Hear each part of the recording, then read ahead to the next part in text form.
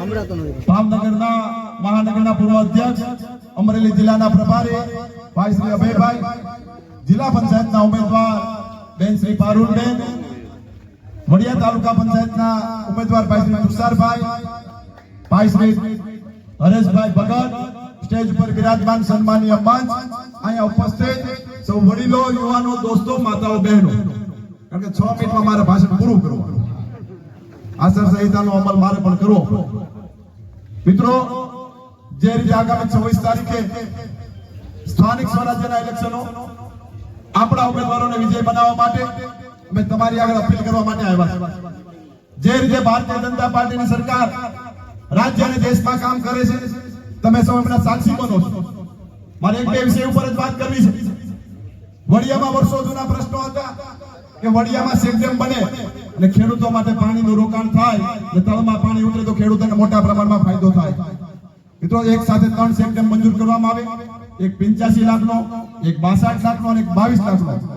વડિયાના ઇતિહાસમાં એક સાથે 3 વાર ચેકડેમ મંજૂર થયા હોય પ્રથમ ઘટના બની રહી છે. વિપુલભાઈ અને સમગ્ર ટીમની માંગણી હતી કે આ વિસ્તારમાં ચેકડેમ બનશે જેથી કરીને ખેડૂતોને મોટા પ્રમાણમાં ફાયદો થશે. વિપુલભાઈ સોજિત્રા બેઠેલા મારે વાત કરવી છે કે આ વિસ્તારના સોજિત્રાને રાખ વર્ષો જૂનો પ્રશ્ન આવતો હતો કે સોજિત્રાને રાખ શાકબારાઠમાંથી સુધારો કરવામાં આવે. હું ધારાસભ્ય બન્યાના 3.5 વર્ષ થયા હતા. દાદા ઉસે આંગળી કરે છે. હું લોક દરબારમાં મામલતદાર ઓફિસમાં રાખ્યો હતો. અભયભાઈ, વર્ષો જૂનો પ્રશ્ન અમારા ખેડૂતો હેરાન થતા હતા કે વડિયામાં સોજિત્રામાંથી રાખ કરું તો શું કરવું. પણ મારે વહીવટી તંત્રને પણ અભિનંદન આપવા પડે અને ભારતીય જનતા પાર્ટીનો પણ આભાર માનવો પડે સરકારનો કે જે રીતેની રજૂઆતના કારણે વર્ષોથી ખેડૂતનો પ્રશ્ન હતો કોઈ સોલ્વ કર્યો તો ભારતીય જનતા પાર્ટીની સરકારે કર્યો છે. મિત્રો, અન્ય લોકો જે ગેરમાર્ગે દોરવાની પ્રવૃત્તિ કરી રહ્યા એને પણ મારે જવાબ આપવો છે કે સ્થાનિક સ્વરાજ્યના ઇલેક્શનો આવે ત્યારે તમે એમ કહો છો કે આ ભાઈ જ્ઞાતિના છે, આ ભાઈ જાતિના છે. મિત્રો, યાદ રાખજો, ગામનો માણસ છે આપણો માણસ છે. કોઈ જ્ઞાતિ જાતિનો માણસ ક્યારે કોઈ ન હોય. જે પણ લોકો તમારી વચ્ચે રહે છે, ભાઈ તુષાર હોય, ભાઈ હરેશભાઈ હોય, ભાઈ ચેતનભાઈ હોય, સ્થાનિક લોકો સાથે જોડાઈને કામ કરનારા લોકો છે. રાતે 12 વાગે તમે એમની ઘેરે જશો તમને હોકારો મળશે, બાકી અન્ય જગ્યાએ હોકારા નહીં મળે. પણ યાદ રાખજો, જે તાલુકા પંચાયતના અમુક ઉમેદવારો બન્યા છે એને ત્યાં હોકારા નહીં મળે એ તો બપોરે 12 વાગે એસીમાં હોઈ જાય. પણ આ 3 લોકો અમને ગમે ત્યાં રોડ પર તમને જોવા મળશે, એ પણ આપણે યાદ રાખવું પડશે. તો જે રીતે સરકાર દ્વારા કામગીરી થઈ રહી છે મારે એ યાદ કરાવવું પડે કે હમણાં સરકાર દ્વારા અમરેલી વિધાનસભા માટે ઉપરા પર 2 પેકેજ ખેડૂતો માટે આપવામાં આવ્યા છે. પહેલું પેકેજ 22,000 નું, બીજું પેકેજ 44,000 નું. આ અમરેલી વિધાનસભાની અંદર આ રાજ્ય સરકાર દ્વારા ખેડૂતો માટે 219 કરોડ સીધા ખાતામાં કોઈ જમા કરે તો ભારતીય જનતા પાર્ટીની સરકારે એ પણ આપણે યાદ અપાવવું પડે. જેલે ભાગુ તત્વો નીકળી પડ્યા છે. આજે અન્ય પાર્ટીના લોકો અહીં નીકળ્યા તેમના નેતા સાથે. અભયભાઈ માત્ર 17 જણા હતા ઢોલ નગારા સાથે, એમાં 17 માં બધા આવી ગયા. આ લોકોને પણ આપણે ઓળખવાની જરૂર છે જે ગેરમાર્ગે દોરવા નીકળેલા છે. અમુક લોકો એમની સાથે પણ જોડાઈ રહ્યા છે, પણ બધું અમારા ધ્યાન ઉપર હોય છે. ધ્યાન પર પોતાનું ચાલુ એ સમજીને એક સાથે 45 ગામમાં ઇટાચી અત્યારે ચાલતા હોય, 1 પણ રૂપિયો કોઈ આપવો ના પડે એમનો ખર્ચ ભારતીય જનતા પાર્ટીની સરકાર આપે.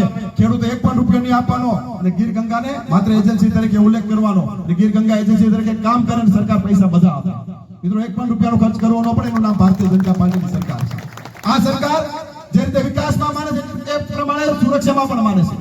સુરક્ષામાં પણ કોઈને જો મુસીબત આવે તો આ ભારતીય જનતા પાર્ટીની સરકાર તમારા સાથે ખંભે ખંભો રાખી ઊભી હોય છે. જે રીતે ભૂપેન્દ્રભાઈ પટેલની સરકારની વાત હોય, નરેન્દ્રભાઈ મોદીની સરકારની વાત હોય, આદરણીય નાયબ મુખ્યમંત્રી હર્ષભાઈ સંઘવીનું તમે ભાષણ સાંભળ્યું હોય છે કે ભલ ભલાને જેલના થરિયા પાછળ કોઈ ધકેલે તો ભારતીય જનતા પાર્ટીની સરકાર ધકેલે. અમુક વિષયો આપણે સમજવા પડે કારણ કે ટૂંકી નોટિસની અંદર જે પણ વિષયો ચાલી રહ્યા છે. મિત્રો, હું તમને દાવા સાથે અને વિશ્વાસ સાથે કહું છું કે અમરેલી જિલ્લાની અંદર ભારતીય જનતા પાર્ટીનું જિલ્લા પંચાયત બેસવામાં કોઈ શંકાને સ્થાન નથી. અમરેલી તાલુકો કે કુંકાવા તાલુકામાં ભારતીય જનતા પાર્ટીની તાલુકા પંચાયત બનાવવામાં કોઈ શંકાને સ્થાન નથી. એમાં આપણે ક્યાંય પાછળ ના રહી જાય એની પણ આપણે કાળજી લેવી પડશે. બાકીના બધાનું જે લેખા જોખા કે હું કરી લઈશ એની તમારે કોઈ ચિંતા કરવાની જરૂર નથી. પણ ભારતીય જનતા પાર્ટીનું કમળ આયા બેઠેલા મતદારો અને કાર્યકર્તાઓના ભરોસે જે રીતે કુંકાવા તાલુકામાં 16 સીટ માટે કમળ ખીલવાનું એમાં કોઈ પણ શંકા નથી. ખીલવાનું છે એક સાથે જોર ભારત માતા કી જય. મિત્રો, 10 ના સમય વાગી ગયો છે. બીજું અહીંયા ખેડૂતો બેઠા છે, હજી ભાઈ કે 2 મિનિટ બાકી છે. જે રીતે વર્ષો જૂની વડિયાની માંગણી હતી, રમાબેન મને યાદ કરાવે છે બેન, પ્રશ્નો જે વાસા આપણે આપી છે, જે વિકાસના કામો આપ્યા છે, અઠવાડિયાની ગાથા બેહારું તો પણ અમરેલી વિધાનસભા માટે ઘટે એટલા વિકાસના કાર્યો આ વિધાનસભાની અંદર ભારતીય જનતા પાર્ટીની સરકારે આપ્યા. અહીંના વિદ્યાર્થીઓને ભણવા જવું તો ક્યાં જવું? વર્ષો જૂની આપણી માંગણી હતી કે વડિયાની અંદર કોલેજ આપવામાં આવે. મારે રાજ્ય સરકારનો સવિશેષ આભાર માનવો પડે. કોમર્સ, સાયન્સ ને આર્ટ્સ ત્રણ ફેકલ્ટી એક સાથે કોઈ કોલેજ આપવામાં આવે તો વડિયાની અંદર આપવામાં આવે. પ્રથમ કોલેજ એક સાથે વડિયાની અંદર કોઈ આપે તો ભારતીય જનતા પાર્ટીની સરકારે આપી. એટલા પૂરતું નહીં, આપણે જ્યારે પણ શિવાજી ચોકમાં મેં ભાષણ કર્યું ત્યારે કીધું હતું કે વડિયાને કોલેજ આપશું ને કુકાઓને યાદ આપશું.